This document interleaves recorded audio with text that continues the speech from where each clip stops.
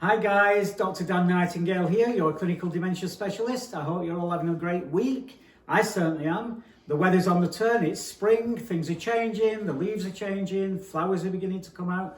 But it is still a little bit chilly at times, but the sun's out and it's a beautiful, beautiful day. Today I want to talk to you about the Sound Relationship House.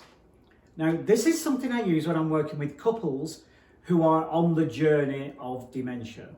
One of the people are living with dementia and their wife, their husband, their son, their daughter, whoever it may be, are supporting them along that journey. And it can be a very, very difficult time sometimes. Whilst we try and be positive as much as we can, and while we try and be proactive as much as we can, it's not always possible. And one of the things we deal with a lot is trying to prevent burnout of the person who is supporting the person who is living with a neurocognitive disorder. So the Sound Relationship House looks like that. Hopefully you can see all that nice and clear. Yes. Okay, thank you, Lynn. Sometimes there's so much tension, there's so much stress, there's so much anxiety, there's so much fear, there's so much depression.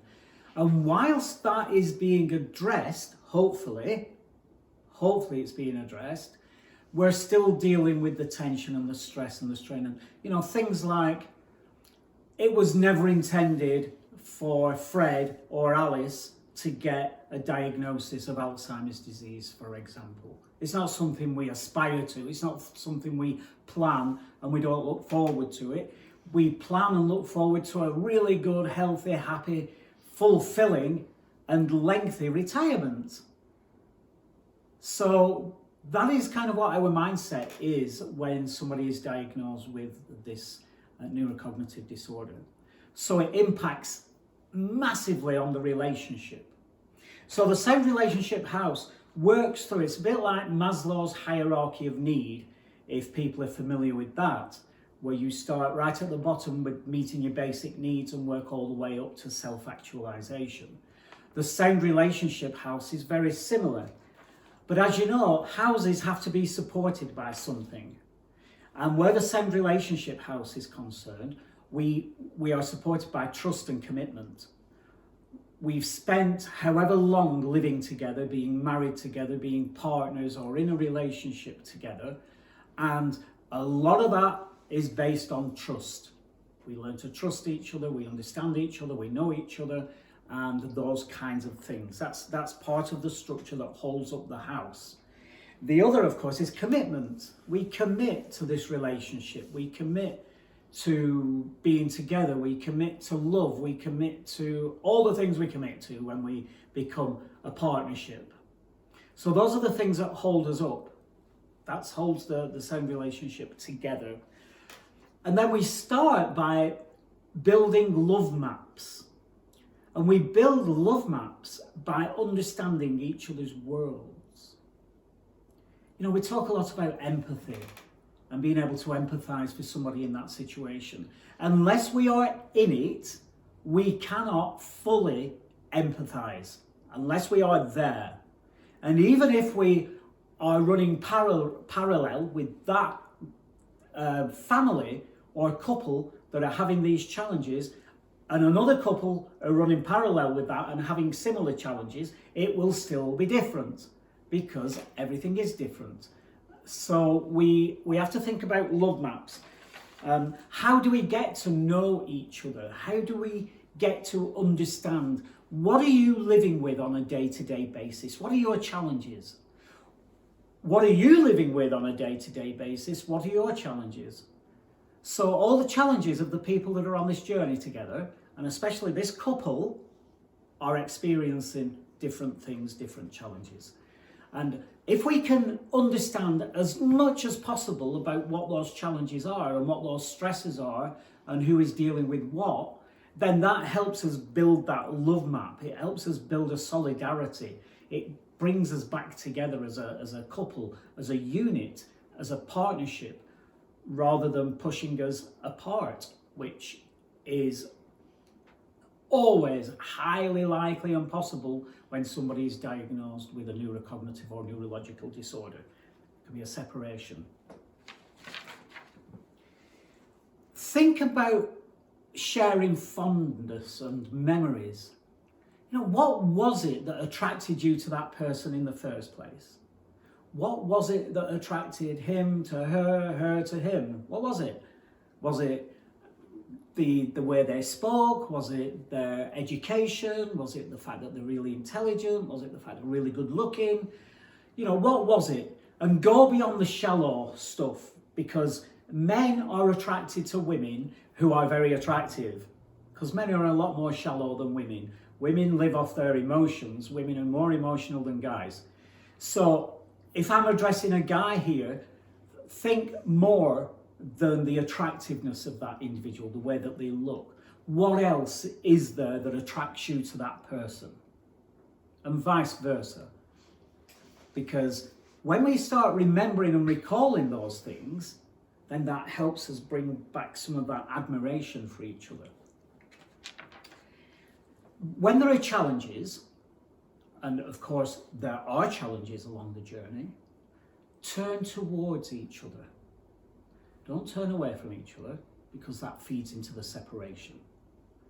Turn towards each other and remember you're a partnership. Remember you are a unit. Remember that somebody has strengths, abilities, and the other person has different strengths, different abilities. Tap into all your own strengths and all your own abilities. We often talk about tools, and when I'm working with patients, I talk about the invisible toolbox that they've got, that they carry around with them, with all the tools inside that they have developed over the years.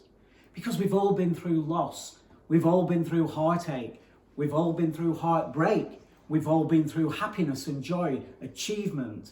So we've got all these tools, and we have to dig in and use them when we're on this journey at certain times. As difficult as it sometimes is, always tap into a positive perspective. There's negativity being fed into this journey all the time. Negativity is something that can't be avoided. We all absorb negative energy. We can't avoid it, because we're all made up of energy. So if there's negative energy around, we absorb it. We have to get rid of it. This means we have to have fun, we have to have laughter, we have to have joy and pleasure, and we have to remember those really good times and those good things that we did together. And is there something we can recapture? Can we do that again? You know, like 25 years ago, we went to Alaska on an amazing cruise. Is it possible to recapture that? Is it possible to repeat that? You know, just always focus on the positive perspective. And whoever is working with you, if you're working with a clinical dementia specialist, a neurologist, or whoever it may be, they should be helping you and supporting you through the negative aspects of that journey.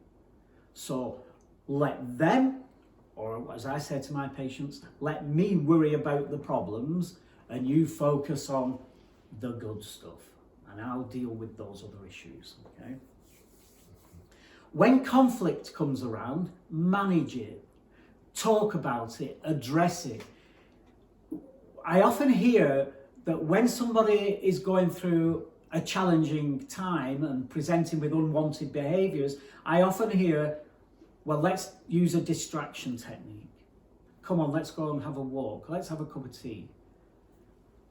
No! Let's address the issue over a cup of tea. Or let's address the issue whilst we're out having a walk. Address the issue, face it, find a solution. A problem is only ever a solution in disguise. Write that down. Pin it up on your fridge or somewhere where you can see it. A problem is only ever a solution in disguise. Okay? It's like a crossword puzzle. When you do the difficult crossword puzzles in The Guardian or in The Times or wherever you do it, the clue is hidden in the question, isn't it? And that's the same with a problem. The clue the answer, the solution is inside that problem. Okay. Make life dreams come true.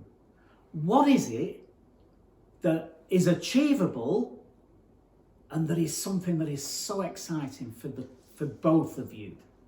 What is that really exciting thing? I know someone who was recently completed last week, completed a marathon, completed a run for a charity organisation. He's one of my patients. And if you're watching this, congratulations, well done. I'm really proud of you. It's absolutely fantastic. And so that's a life goal, to do that, a dream. Together, share your dream, whatever that may be. Share it. Go and do it if you can. Make it achievable. Make it doable. So make it realistic. Okay? And then finally, together, create a shared meaning. Okay, so when I'm working with patients, we talk about sense of purpose. What is my sense of purpose this morning? What are my emotional needs? What are my physical needs today? And how am I going to get them met? Okay, so have a shared meaning. When you wake up in the morning, talk about, what are we going to do today? What is our shared project today? What are we going to do? So we will make sure that this Sound Relationship House is made available on the video somehow.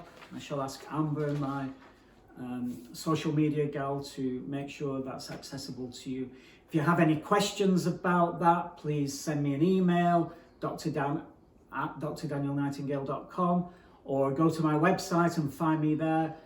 I'm on Facebook. Please go to Facebook and follow me. Subscribe to our YouTube channel. Find me on Instagram. I'm everywhere. You can't get away from me. There's no escape. So thank you for listening to that.